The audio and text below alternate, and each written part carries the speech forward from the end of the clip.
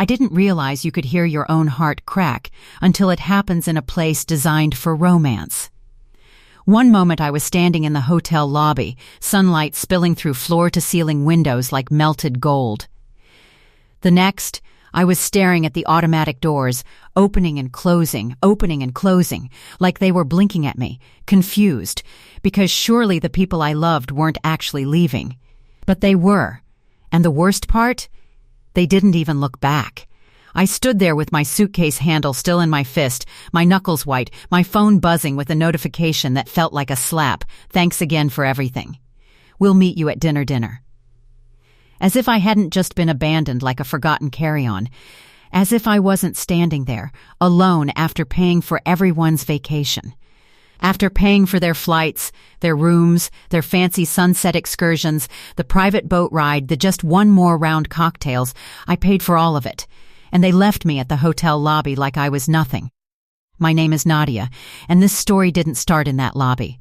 It started weeks earlier, with a group chat and a promise I thought meant family. It began on a Tuesday night when my sister Ayesha called me, voice bright and breathless. "Nadia," she chirped. "We're finally doing it. The big family vacation." I was at my kitchen counter, still in work clothes, peeling the sticker off a bruised apple. A vacation? With who? With everyone, she said like it was obvious. Me, Bilal, Mom, Dad, and Sana and her husband too. Maybe even cousin Hira if she stops being dramatic. I laughed softly. That's a lot of people. That's the point. Ayesha insisted. We haven't all been together in years. And listen, we found the perfect place. It's like paradise. She started describing it like she was selling me a dream. Ocean view rooms, infinity pool, breakfast buffets that look like weddings, palm trees, white sand. I should have felt excited. Instead, something in my chest tightened. Because when Ayesha gets excited, she gets reckless. And when she gets reckless, she gets entitled. Then she said the line that made me sit down. "And since you're doing so well right now," she paused, sweet as honey, "you could help make it happen." There it was. Not if I wanted to help, not how much I could contribute, just I would. I stared at the apple in my hand like it had done something wrong. "Ayesha, what do you mean?" "Well," she rushed on, "you know you got that bonus, and you don't have kids, and you're always saying you want us to be close again. This is how we do it. We can't afford it the way you can." I swallowed hard. I didn't say I was paying. She laughed like I'd made a joke. "Not all of it. Just, the big parts. The big parts. Flights. Hotel. Extras, the expensive bones of the entire trip." I should have said no. I felt the no sitting on my tongue, heavy and ready. But then Ayesha lowered her voice and hit me where I'm weakest. "Come on, Nadia, you always do everything alone. Let us do something together. Let us make memories." Memories. That word. It's a baited hook for people like me. People who grew up being the responsible one. People who paid bills before they were even adults. People who learned early that love was something you earned. With money, with effort, with sacrifice. I didn't just want a vacation. I wanted proof I belonged. So I said, quietly, "Okay, I'll help." And the moment I said it, I swear the air shifted. Because in my family, the second you say yes once, they don't hear the word help. They hear fund. The next week was a blur of links and voice notes. Sana sent me screenshots of resort suites that cost more per night than my first apartment. Bilal asked if we could upgrade flights just this once. My mom said, "If you're paying anyway, pick the best. It'll be worth it." And my dad, my quiet, proud father, didn't even ask. He just texted, "Book whatever you think is right." Like I was some family travel agent. Like I was built to carry everyone. At first I told myself it was fine. I could afford it. I'd saved. I worked hard. And maybe, just maybe, this would finally be a trip where I wasn't the outsider. The single one. The one who got stuck taking photos while everyone else leaned in close. I wanted to be in the pictures for once. I wanted someone to look at me and say, "We're glad you're here." So I booked the flights, then the hotel, then the family package, then the private boat tour Aisha insisted would be so healing. Every time my card went through, my stomach twisted, but every time someone sent a heart emoji, I convinced myself it was worth it. Until the night before we left. Aisha called again, voice cautious. "Nadia, can you do one more thing?" I closed my eyes. "What now?" "It's just," she said, "the hotel asked for a security deposit. We don't want any issues at check-in." "Fine," I said. "Send me the details." And also, she added quickly, "Can you make sure everyone's names are on the booking? Like primary guest list?" My fingers paused over my laptop keyboard. "Why?" "So they can pick up keys whenever," she said, too casual, "in case you arrive later." I stared at the screen. A small alarm bell rang in my mind, thin but sharp. "Why would I arrive later?" I asked. She laughed again, too bright.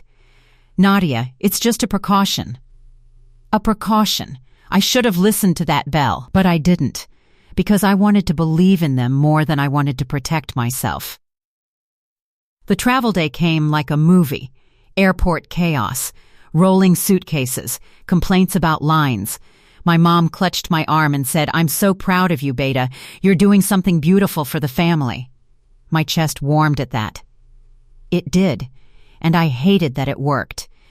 On the plane, Ayesha took selfies. Sana gossiped. Bilal slept with his mouth open. I watched the clouds outside the window and felt hopeful.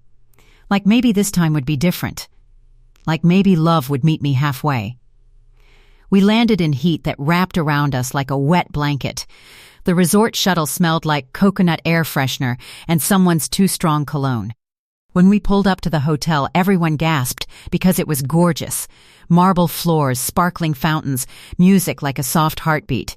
Aisha squeezed my hand. "You did this," she whispered, and I felt tears prick my eyes.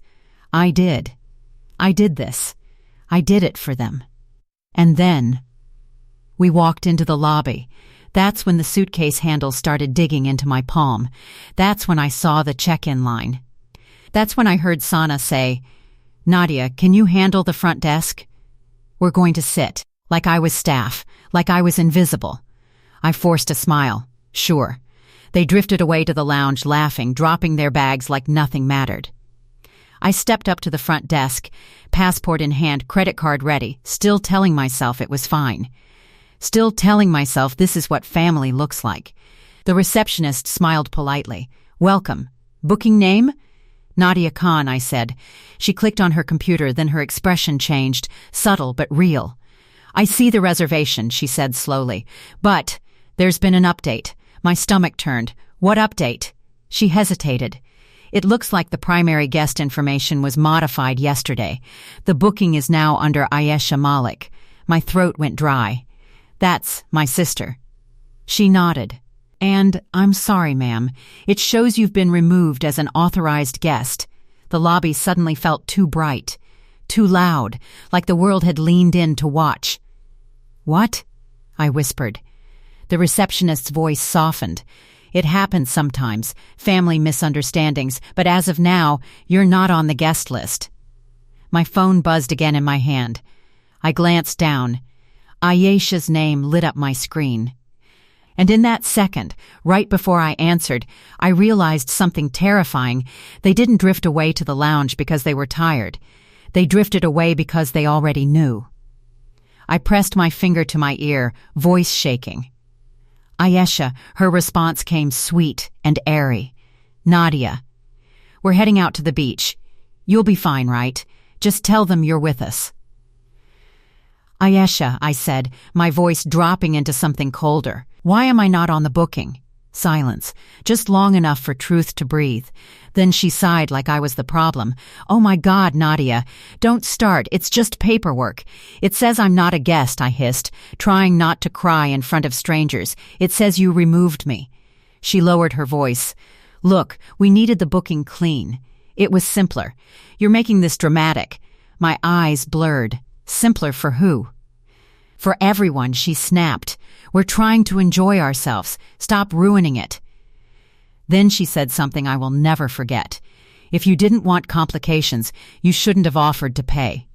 I felt the world tilt. And through the lobby glass, I watched my family, my whole family, walk out toward the ocean, bright and carefree, like they were leaving a restaurant, like they weren't leaving me. I stood there frozen, holding my suitcase, holding my breath, holding the last fragile thread of denial. And then the receptionist's voice pulled me back to reality. "Ma'am," she said gently, "would you like to pay for a separate room?" I looked down at my credit card, the same card that had bought their paradise, the same card that had become a leash around my neck. And I whispered, I don't know, because the truth was, in that moment, I wasn't just deciding about a room. I was deciding whether I was going to keep begging for a place in a family that had just proved they could leave me behind without blinking. And somewhere deep inside me, beneath the shock, beneath the humiliation, something else began to rise. A feeling I hadn't allowed myself to feel in years. Anger. Real anger. The kind that doesn't cry quietly. The kind that makes a person stand up straight in the middle of a lobby and finally ask, "How dare you?" And as I stood there, alone under a chandelier that glittered like mockery, I didn't know it yet, but this vacation wasn't going to be their dream trip. It was going to be my reckoning. I don't remember walking away from the front desk, but I remember where I stopped, right under the chandelier. Because standing there felt like standing under a spotlight, like the hotel itself was watching to see whether I would crumble into tears or become someone they should have been afraid to betray. My suitcase sat beside me like a loyal dog. My passport was still in my hand. My credit card felt hot against my skin, like it was embarrassed to be associated with me. Behind the counter, the receptionist, soft eyes, practiced empathy, tilted her head. "Ma'am, are you okay?" I opened my mouth and almost said yes out of habit, but no didn't even cover it. "I paid for everything," I said, voice too quiet to be real. And they removed me. Her lips parted slightly. "I'm so sorry. Sorry, everyone was always sorry." But sorry never stopped people from taking. I glanced toward the glass doors again. The last I saw of them was my mother's scarf fluttering in the breeze, my father's shoulders relaxed for once, my sister's laughter bouncing into the sunlight like she'd just won something. They weren't worried. Not even a little. They assumed I'd fix it. Because I always fixed everything. My phone buzzed. Again. This time it was Sana. "Nadia, hurry up, we're saving seats near the water, saving seats." As if I was running late to a picnic. I stared at the message until my eyes stung, then looked up at the receptionist and said, "Can you print something for me?" She blinked. "Print what?" "Everything," I said, my voice steadier now. "The booking history, the modifications, who changed the reservation, when it was changed." Her eyes widened slightly, like she didn't expect me to turn sharp. But then she nodded slowly. "I can request a change log from management. It might take a few minutes. Take your time," I said, and it surprised me how calm I sounded. "I'm not going anywhere." That was the first thing I'd said all day that felt like it belonged to me. I moved to the side, sat on a velvet bench near a marble column, and placed my suitcase upright like a boundary. Like a statement. I wasn't chasing them down the beach like a wounded puppy. Not yet. First, I needed to understand how deep this betrayal went, because if Ayesha did this alone, she was cruel.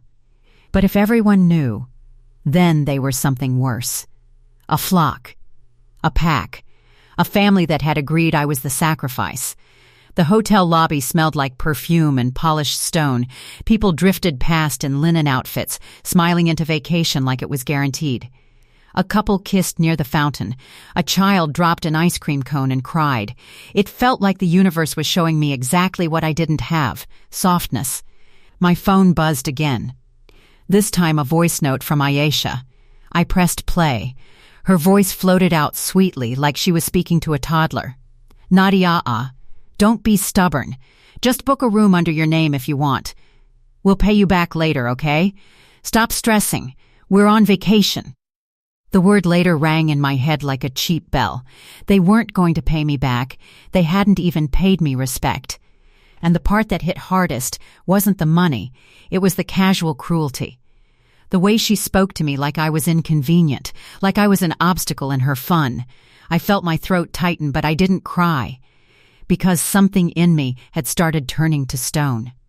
The receptionist returned with a man in a crisp suit, hotel manager vibes, smooth smile, but eyes that had seen every kind of mess. "Miss Khan?" he asked. "That's me. I'm Daniel, the guest services manager. I'm sorry for the confusion. I understand there was a modification to your reservation." "Not confusion," I corrected. "A decision." His smile faltered. "Yes, a decision." He held out a few printed pages. My hands trembled as I took them, not from fear, no, from the adrenaline of finally seeing proof. The papers showed it clearly. Modification made. Yesterday, 9:14 p.m. modified by Ayesha Malik, verified via email. Change: removed guest Nadia Khan from authorized list billing card, Nadia Khan. Unchanged security deposit, Nadia Khan. Unchanged, so they kept my money attached, but cut my name out like dead weight. My vision blurred, not with tears, but with rage so sharp it felt like I'd swallowed glass. I looked up at Daniel. So the hotel allowed someone to remove me while keeping my card? His expression shifted into something more cautious. The payment authorization was already completed. The primary guest can make changes to the guest list, yes. So I'm good enough to pay, I said slowly, but not good enough to stay. Daniel's face softened again. "I understand why you're upset. We can absolutely add you back if the primary guest approves it." The primary guest. My sister. My stomach turned. "I don't want her approval," I said, my voice dropping. "Want my dignity." Daniel cleared his throat. "If you'd like, you can dispute the charges with your bank, or you may cancel the booking, though that will have penalties depending on the rate type." Cancel. That word hit me like a door opening, because I had been thinking like a victim. What if I stopped being one? I looked down at the papers again. My name was there like a ghost in the billing section, haunting their luxury. In my bag, my laptop sat like a loaded weapon. All my confirmations were in my email. All the payment portals were attached to my accounts. All the power was still technically mine. My family had removed my name. But they hadn't removed my control. Not yet. I stood up slowly. Daniel watched me carefully. "Miss Khan, do you need assistance?" I smiled, small, tight, polite. "Actually, yes." I leaned closer, lowering my voice. "I need you to tell me something, Daniel." He nodded. "Of course. If I cancel the reservation, what happens to their room keys?" His eyes flicked, and I could tell he knew exactly what I was asking. He hesitated, then answered professionally. "The keys will deactivate immediately. The booking will no longer be valid." I inhaled. My heart was hammering now, but it wasn't panic. It was clarity. I pictured them, laughing by the water, ordering drinks, taking photos, thinking I was still their walking wallet. They didn't know I was standing in the lobby holding the receipts like evidence. They didn't know the switch was under my finger. But another image flashed into my mind, unexpected and painful. My mother, earlier at the airport, calling me beautiful for what I was doing. My father, trusting me. Were they part of it, or were they just following the loudest voice like they always did? I needed to know. So, I didn't cancel. Not yet. Instead, I texted one message into the family group chat. "Nadia, hey. The hotel says I'm not on the guest list. Who removed me?" The typing bubbles appeared immediately. Ayesha first, then Sana, then Bilal, then my mother. My phone lit up like a bomb about to go off. Ayesha's message hit first. "Ayesha, OMG, stop embarrassing us in the group. We'll talk later. Sana, it's not a big deal, Nadia, you always overreact. Bilal, just come to the beach, yar. Don't start drama." And then my mother, Mom, Beta, why are you making this public? We're all tired. Please just fix it. Fix it. There it was. Not we're sorry. Not we didn't know. Just fix it. My fingers went numb. Because in that one message, my answer arrived like a knife sliding between my ribs. They all knew. Maybe not the exact detail of when Aisha clicked remove, but they knew I was being treated like a servant, and none of them cared enough to stop it. I stared at the screen until the words stopped looking like words. Then I typed back, slowly, so every letter carried weight. Nadia, I'm not fixing anything. I'm done being used. The group went quiet for a full 10 seconds. Then Aisha sent a voice note. I pressed play. Her voice wasn't sweet now. It was sharp, annoyed, dangerous. Nadia, listen to me. Don't you dare ruin this trip for everyone. You wanted to do this. You always want to play the hero and then act like the victim. We're here now. So act normal. You can come join us, or you can stay there alone and sulk. That's your choice. Act normal. As if normal meant swallowing humiliation with a smile. As if normal meant paying for the knife while they held it. I looked up from my phone. Across the lobby, the automatic doors opened again, letting in a gust of sea air. And for the first time since I arrived, I didn't feel small.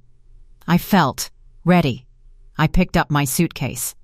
And I walked, not toward the beach, not toward them, not toward the role they'd written for me, but toward the quiet business corner of the lobby, where the Wi-Fi was strong and the chairs were private. Because if they thought leaving me behind meant I was powerless, they were about to learn what happens when the person holding the receipts finally stops smiling. The chair I chose faced away from the beach. That mattered. Because if I kept watching the sunlight and the water, I might weaken. I might remember old versions of us, birthday cakes, borrowed clothes, late-night secrets, and start bargaining with myself again. So I turned my back on the ocean and opened my laptop. The screen glowed softly, indifferent to my heartbreak. Calm. Reliable. Unlike my family.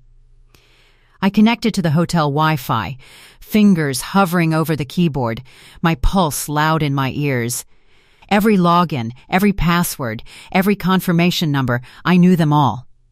Because I had done everything. I was the architect of their luxury. Which meant I was also the demolition crew. But my hands didn't move yet. Because power is intoxicating and dangerous when you're emotional. And I needed to be very clear about why I was doing whatever came next. Not to punish. Not to be petty. But to end something that had been happening to me my entire life. The slow, quiet erasing. A memory surfaced without permission. I was 12 years old, standing in our kitchen, watching Ayesha cry because she'd forgotten to submit a school project. My mother looked at me and said, "Nadia, help your sister. You're good at these things." I stayed up all night doing the project. Ayesha got the praise. I learned the lesson. Be useful, or be invisible. Another memory. My first job after university. I paid part of the rent when my parents struggled. No one asked how tired I was. They just said, "You're strong. You can handle it. Strong. Strong people don't complain. Strong people don't need thanks. Strong people don't need rooms booked under their own name." I swallowed hard and shut the memories away. This wasn't about childhood. This was about a line being crossed so clearly that even denial couldn't blur it. They didn't forget me. They removed me. And then expected me to fix it quietly. My phone buzzed again. I didn't check it immediately. I opened my email instead. Scrolled. There it was, the master confirmation, the one with the cancellation policy highlighted in gray. Free cancellation within 24 hours of check-in. We were still inside the window. Barely. My breath caught. They thought I was stuck. They were wrong. I imagined them returning from the beach later, sun-dazed and hungry, expecting keys to open doors that no longer belonged to them. I imagined the confusion, the scrambling, the anger, and then, inevitably, the blame aimed straight at me. Because in my family, consequences always became my fault. My phone buzzed again. This time I looked. It was my father, a call. My chest tightened. He never called during family drama. He stayed above it, or so I'd thought. I hesitated, then answered. "Baba?" His voice came through tired, sun-roughened. "Nadia, where are you?" "In the lobby," I said. "Where I was left." A pause, then a sigh. "We didn't leave you," he said carefully. "Ayesha said there was some issue with the desk." My jaw clenched. "She removed me from the booking." Another pause, longer this time. "I didn't know," he said. I searched his voice for guilt, for anger, for something. "What did you think happened?" I asked. He exhaled slowly. "I thought you'd sort it out. You always do."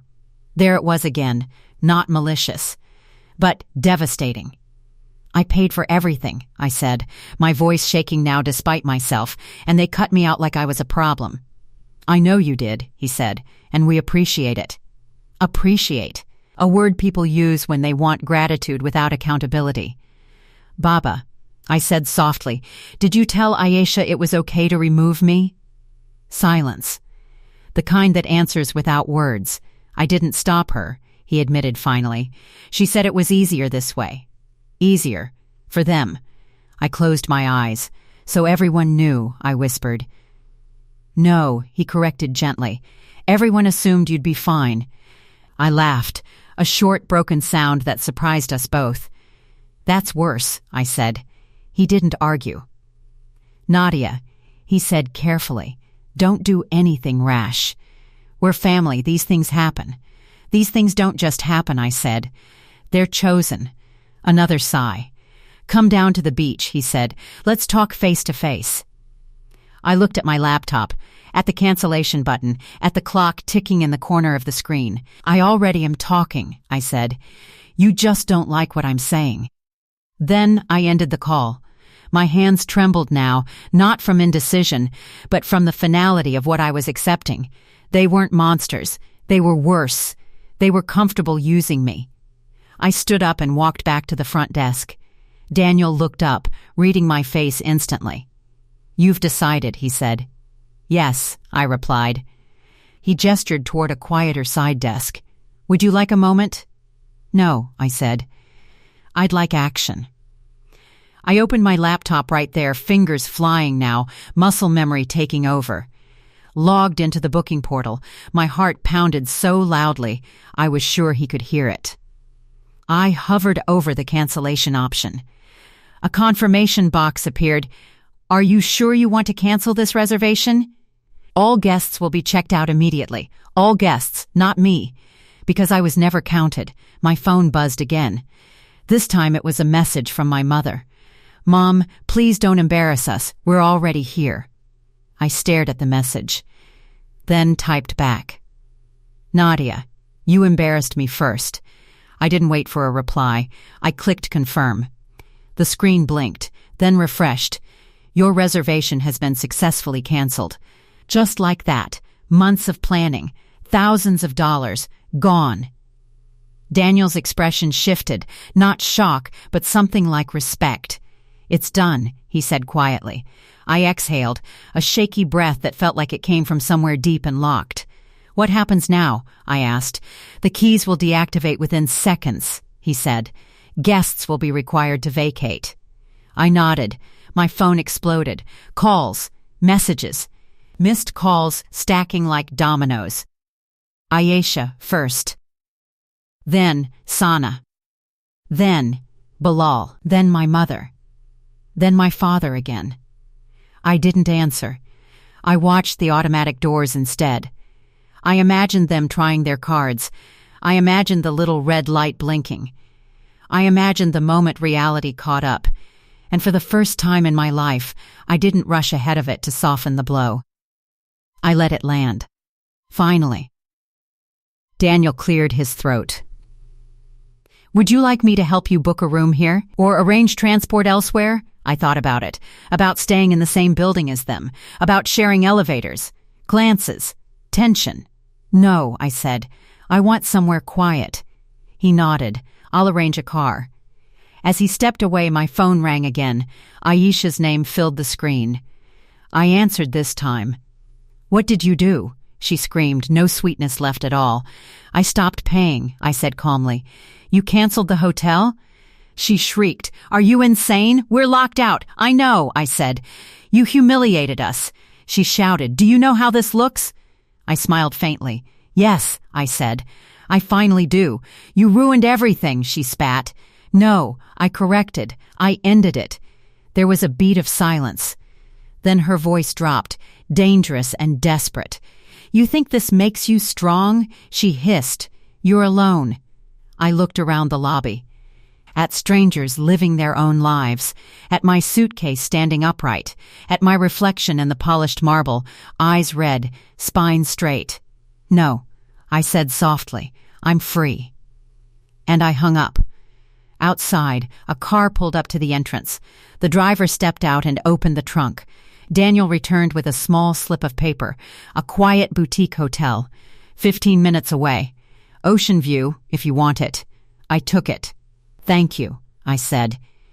And as I walked toward the doors, alone, yes, but no longer abandoned, I felt something unfamiliar settle into my chest. Not grief, not guilt, relief. Because the vacation they thought they stole from me, it was never the trip. It was my silence. And I had just checked out of that forever. The boutique hotel was nothing like the resort. No marble fountains, no lobby music trying too hard to sound like peace, just warm light, soft linen curtains breathing with the sea, and a front desk clerk who looked at me like a person, not a problem. "Welcome," she said, smiling. "One guest?" "Yes," I replied. The word landed gently. One. Not the responsible one, not the fixer, not the wallet, just me. She slid the key across the desk. "Room 312. Ocean facing. Breakfast is whenever you wake up. Whenever I wake up." I thanked her and rode the elevator alone, my suitcase humming quietly beside me. When the doors opened, the hallway smelled faintly of salt and citrus, the kind of scent you don't notice until you relax. Inside my room, I closed the door and leaned my forehead against it. For a moment, I expected the crash, the sobbing, the shaking, the collapse that always came after I disappointed people. It didn't come. Instead, there was a strange stillness, like the moment after a storm passes, when the world hasn't realized yet that it's allowed to breathe again. I walked to the window and pulled the curtain back. The ocean stretched out endlessly, darker here than at the resort, less staged. The waves didn't sparkle, they moved with purpose, in and out, in and out. I pressed my palm to the glass. I had done something irreversible. And I was still standing. My phone buzzed on the bed. I let it. Then again. And again. I finally picked it up, not to answer, but to look. The group chat had turned feral.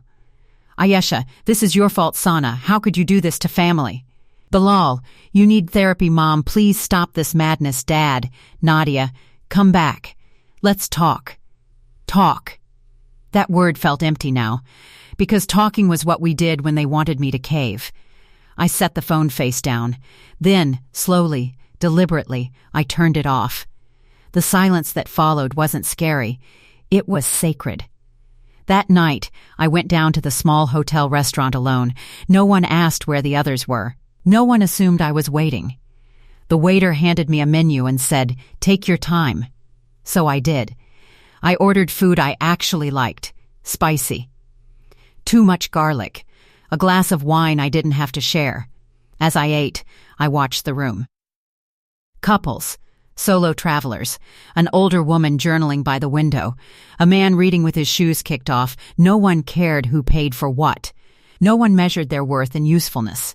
For the first time in years, I wasn't performing, and it hit me, harder than the betrayal itself, that I had been living my entire life like a background character in my own story, always adjusting my lines to support someone else's plot. That realization hurt. But it also clarified something brutal and freeing. They didn't leave me at the lobby. They had been leaving me behind for years. I just finally stopped chasing. The next morning, I woke up late.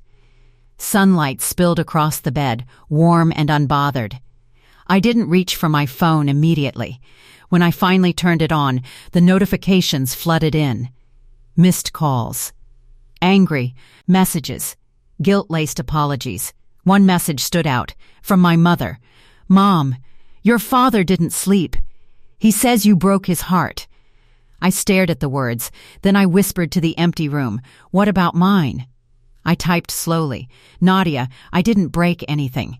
I stopped letting it break me. I didn't wait for a reply. Instead, I went downstairs and asked the front desk for a local guide. "Anything you recommend?" I asked. She smiled. "Depends. Are you here to forget or to remember?" I thought about it. "Both," I said. I spent the day walking, not sightseeing, wandering. I let my feet choose streets. I bought fruit from a vendor who laughed when I asked the name of everything. I sat on a rock by the water and watched waves crash without meaning anything except themselves. At one point, I found a small shop selling handmade bracelets. The owner, a woman with silver hair and bright eyes, asked who I was buying for. "Myself," I said. She nodded like she understood something important. "This one then," she said, handing me a simple bracelet with a single stone. "For boundaries." I laughed softly. "Does it work?"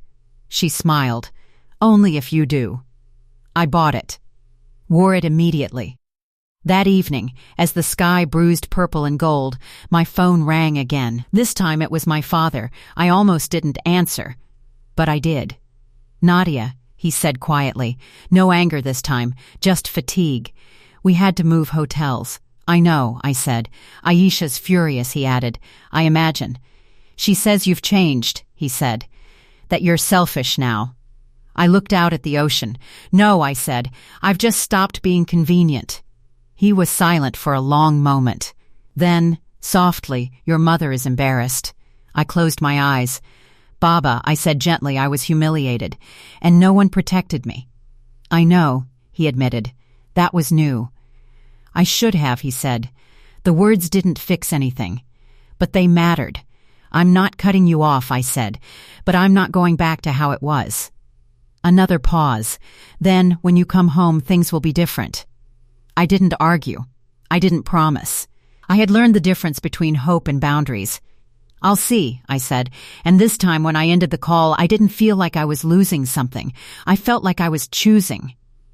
On my last night, I sat on the balcony with the bracelet warm against my wrist. I thought about the lobby, the chandelier, the suitcase, the moment I realized they had already decided my place. That place no longer existed. Because I had moved. Not hotels, not cities, but internally. I had crossed a line I couldn't uncross, and for the first time, the future didn't feel like a responsibility. It felt like space. I finished my wine and whispered into the night, "I won't disappear again."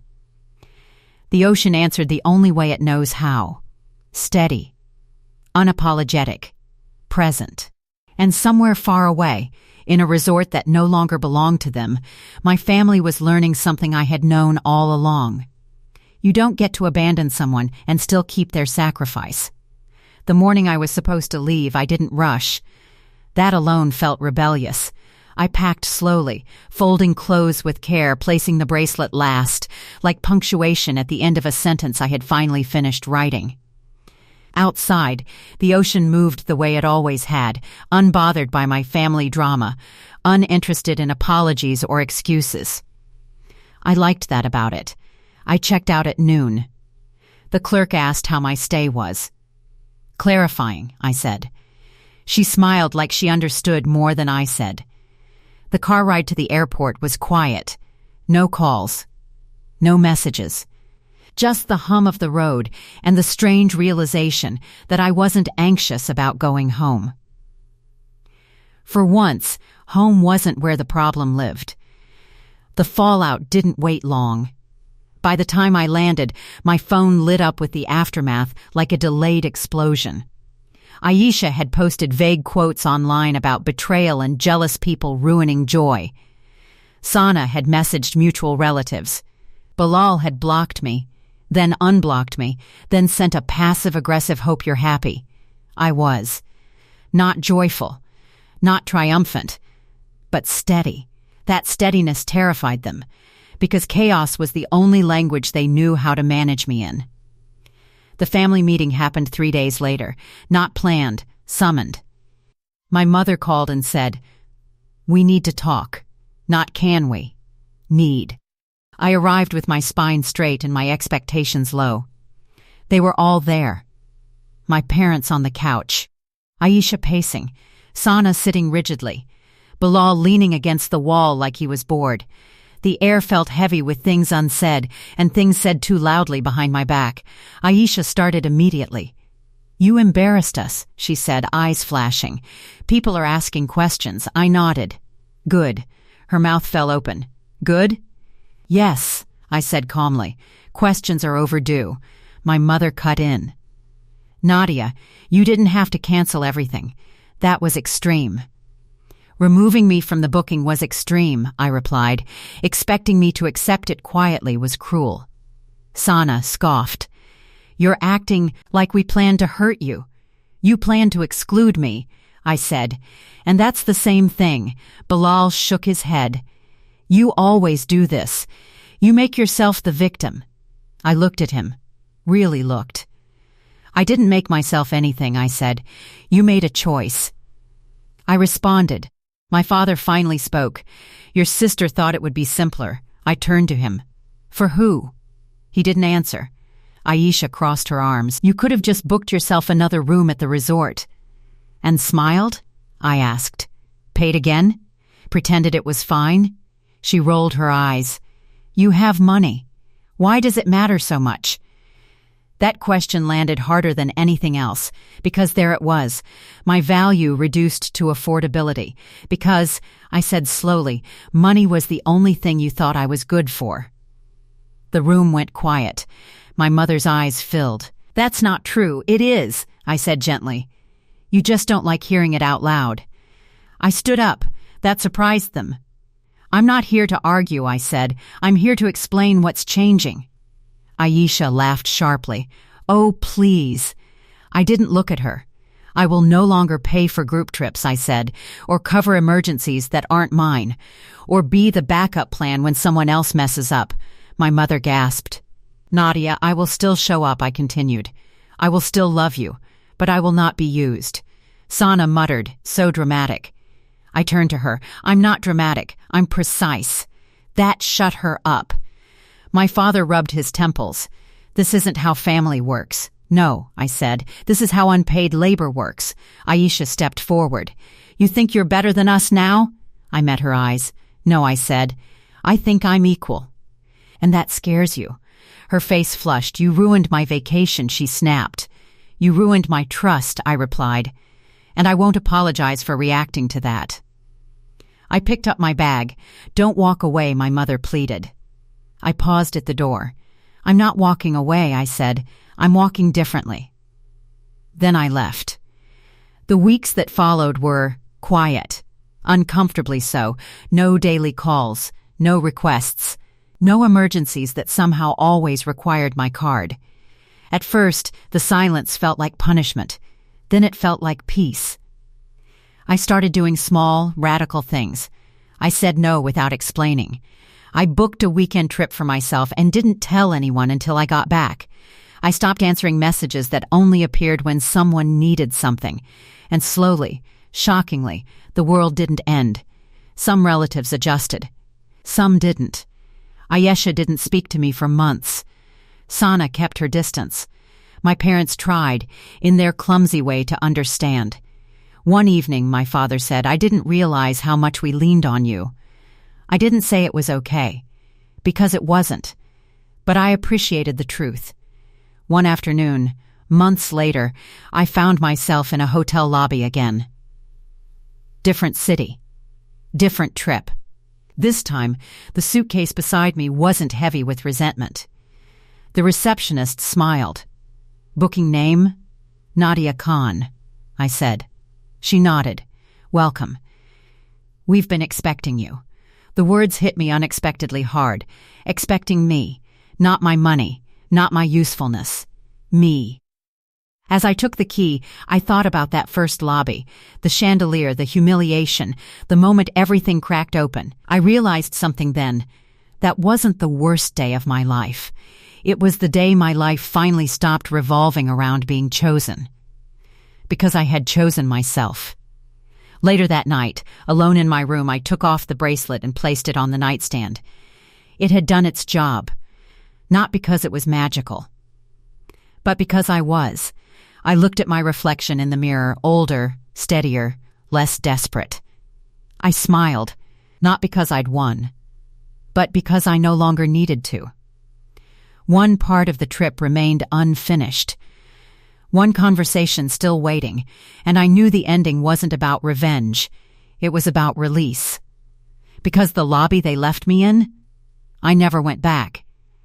And the woman who stood there, suitcase in hand, waiting to be chosen, she didn't exist anymore. The last thing I expected was an apology. It came quietly, without fireworks or speeches, months after the vacation had faded into family legend, retold with edits, softened edges, and convenient omissions. It arrived on a Sunday afternoon, folded into an ordinary moment. I was at home, watering a plant I kept forgetting the name of, when my phone rang. Aisha. I stared at the screen longer than necessary. When I finally answered, I didn't brace myself. I didn't rehearse anything. I just listened. Nadia, she said. Her voice sounded unfamiliar, smaller. Are you busy? No, I said. I'm here. There was a pause. Then, I've been meaning to call. I know. Another pause. Longer this time. I was wrong, she said finally. No qualifiers, no excuses, just the sentence, bare and uncomfortable. I leaned against the counter, feeling the weight of it settle. About what? I asked, not to be cruel, but to be clear. She exhaled. About the hotel. About treating you like a resource instead of a person. I closed my eyes. I thought if I admitted it, she continued, everything would fall apart, that everyone would blame me. So I doubled down. That didn't protect you, I said gently. I know, she whispered. It just exposed me. I didn't rush to comfort her. Growth doesn't need to be padded. I didn't call to fix us, she added quickly. I needed you to know I see it now. That mattered. Not enough to erase what happened, but enough to acknowledge the truth. Thank you for saying it, I said. That's all I need right now. She hesitated. Do you think we'll ever be okay?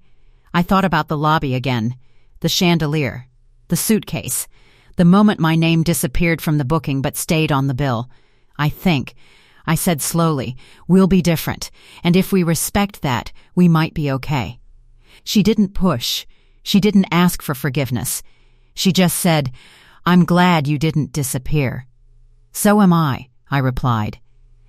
When the call ended, I felt lighter, not because everything was resolved, but because nothing was being denied anymore. Life didn't suddenly become perfect, but it became honest. Family gatherings shifted. I paid my share, only my share. When trips were discussed, my name wasn't automatically attached to funding. At first, there was awkwardness. Resistance, a few pointed jokes. Then something unexpected happened.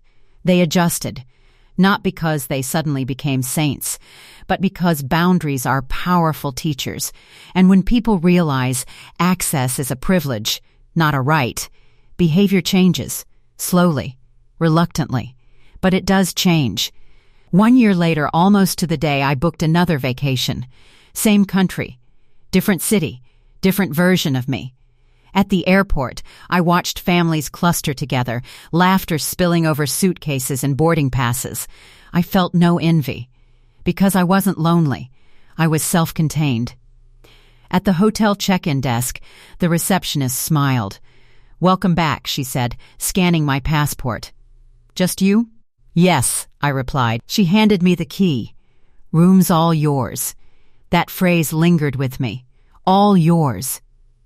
Up in the room, I placed my suitcase by the bed and sat down slowly, letting the quiet settle. I remembered the first trip, the humiliation, the shock, the sharp realization that love with conditions isn't love at all. And I understood something I hadn't been able to then. That lobby wasn't where I was abandoned. It was where I was released. Released from needing to be indispensable to be included. Released from mistaking sacrifice for connection. Released from the role I'd been playing since childhood. That night I went down to the lobby bar, not because I needed company, but because I wanted a drink and a view. I sat alone, sipping slowly, watching the doors open and close. People came in together. People left alone. Everyone carrying something invisible. At one point, a woman near the entrance stood hesitating, clutching her suitcase too tightly. She looked lost. I recognized the posture.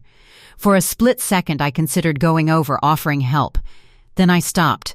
Not everyone needs rescuing. Sometimes they need the moment, the realization, the beginning. I finished my drink and headed back upstairs. Before bed, I texted my parents. "Nadia, I'm traveling again. Safe. Happy." My mother replied with a heart. My father sent, "Enjoy. You deserve it." I believed him this time. I placed my phone on the nightstand and turned off the light. In the darkness, I thought about how easily this story could have ended differently. With me booking another room at the resort, with me apologizing for being hurt, with me paying twice just to keep the peace. That version of me would have come home smaller, quieter, still waiting to be chosen. But this ending was earned. Because I learned something no one ever teaches you directly. Love that requires you to disappear isn't love. Family that only functions when you're silent isn't family. And generosity without respect is just slow self-erasure. The next morning, sunlight spilled across the room again. I smiled to myself, because I knew, deeply, unshakably, that if I ever found myself standing in another lobby with a suitcase in my hand, I wouldn't wait. I wouldn't beg. I wouldn't wonder what I'd done wrong. I'd simply turn around, walk forward, and choose myself. Every time. Because the moment they left me behind was the moment I finally arrived.